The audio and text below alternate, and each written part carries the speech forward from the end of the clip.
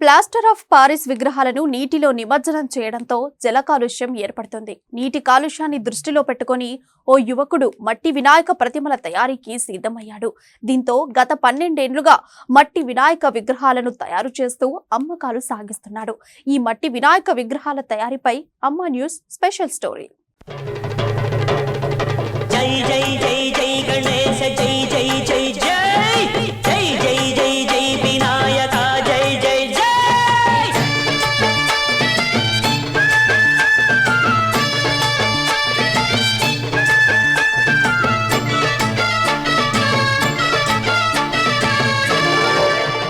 Plaster of Paris విగ్రహాలతో పర్యావరణ పరిరక్షణకు ముప్పు వాటిల్లుతుండటంతో ప్రభుత్వాలతో పాటు పలు స్వచ్ఛంద సంస్థలు మట్టి వినాయకులు ప్రతిష్ఠించేలా అవగాహన కార్యక్రమాలు చేపడుతున్నాయి.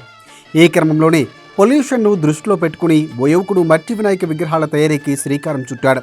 షాద్నగర్ పట్టణంలో మల్లేష్ అనే ఒక వ్యక్తి మట్టి వినాయక ప్రతిమలను తయారు చేస్తున్నాడు.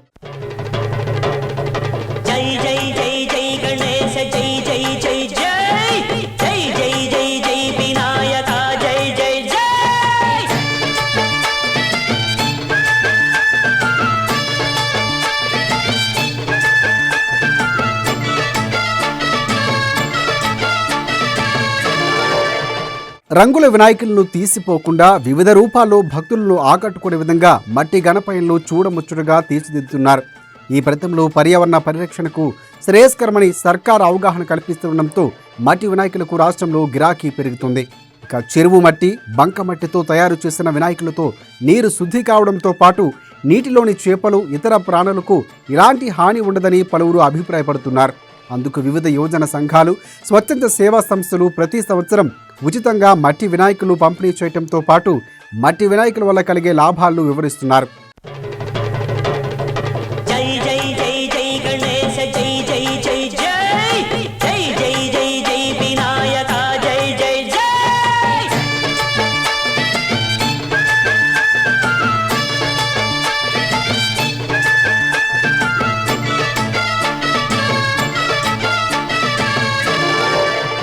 తెలంగాణ సర్కారు మట్టి విగ్రహాలను ప్రోత్సహించడంతో ప్రతి సంవత్సరం మట్టి వినాయకుల కొనుగోలు పెరిగింది. ప్రస్తుతం మట్టి వినాయకుల తయారీతో ఎంతో మంది యువకులు లబ్ధి పొందుతున్నారు. షాద్నగర్ మున్సిపాలిటీలోని ఆనందనగర్ కాలనీకి చెందిన మల్లేష్ 12 ఏళ్లుగా మట్టి గణపయ్యలను తయారు చేస్తున్నాడు. బంకమట్టి, చెరువు మట్టి, జనపనారతో పాటు సాధారణ నీటి రంగులతో 8 ఇంచుల నుంచి 8 ఫీట్ల వరకు మట్టి వినాయకుల ప్రతిమలను తయారు చేస్తున్నారు. ప్రతి సంవత్సరం మట్టి వినాయక ప్రతిమలకు భారీ డిమాండ్ ఉంటుందని, భక్తుల అభిరుచులకు తగిన విధంగా గణనాథులు తయారు చేస్తున్నామని తెలిపారు. మల్లేష్, నేను గత 13 సంవత్సరాల నుంచి మట్టి వినాయకులు తయారు చేస్తున్నాను. అది 2012లో బీటెక్ కంప్లీట్ చేశాను. నేను బీటెక్ థర్డ్ ఇయర్లో ఉన్నప్పటి నుంచి నేను వినాయకులు తయారు చేయడం ప్రారంభించాను. యాక్చువల్గా ఇది ఫస్ట్ ఎక్కడి నుంచి అంటే మా ఊళ్ళో ఒక అతను చిన్నవి మట్టి విగ్రహాలు తయారు చేసి ఇంటికి పంచేవాడు. అప్పుడు నాకు ఒక ఆలోచన వచ్చింది, ఈ చిన్న వినాయకులు మనమే చేసి ఇంట్లో ఉపాధి పొందిది అయిపోతుంది కదా. బీటెక్ అయిపోయిన తర్వాత అందులోనూ ఉమ్మడి కులం కాబట్టి వృత్తిపరంగా విధంగా కుల వృత్తులను ప్రోత్సహించినట్టుగా ఉంటుంది అన్నట్టుగా నేను మట్టి వినాయకులు తయారు చేయడం ప్రారంభించాను. అయితే మొదట్లో అయితే చిన్న వినాయకులు తయారు చేసేవాడిని. 8 ఇంచులు, 10 ఇంచులు, 1 ఫీట్ వరకు తయారు చేసేవాడిని. ఒక 2 సంవత్సరాలు దాటిన తర్వాత దీంట్లోనే ఇంకొంచెం పెద్ద సైజ్ చేస్తే బాగుంటుంది అన్న ఆలోచన వచ్చి అక్కడ నుంచి 3 ఫీట్లు, 4 ఫీట్లు, 5 ఫీట్లు, 6 ఫీట్ల వరకు కూడా తయారు చేసాను. కానీ 6 ఫీట్లు తయారు చేసినప్పుడు కొంచెం రిస్క్ ఎక్కువ అవుతుంది కూడా, కస్టమర్కి సేఫ్గా వెళ్ళడం అలాంటి కొంచెం ప్రాబ్లం అవుతున్నప్పటి నుంచి 5 ఫీట్ల వరకు అయితే చేస్తున్నాను ప్రజెంట్. మొదట్లో కొంచెం మార్కెట్ మట్టివా అన్నట్టు, రంగులు లేవు అన్నట్టు కొంచెం ఆసక్తి చూపలేదు. రాను జనాల్లో అవగాహన రావడం, అవేర్నెస్ రావడం, మన వాటర్ మనమే ఖరాబ్ చేసుకుంటున్నాము అన్న ఒక ఉద్దేశంతో ప్రతి ఒక్కరికి మట్టి విగ్రహాలు పెట్టడంలో ఆసక్తి చూపుతున్నాము.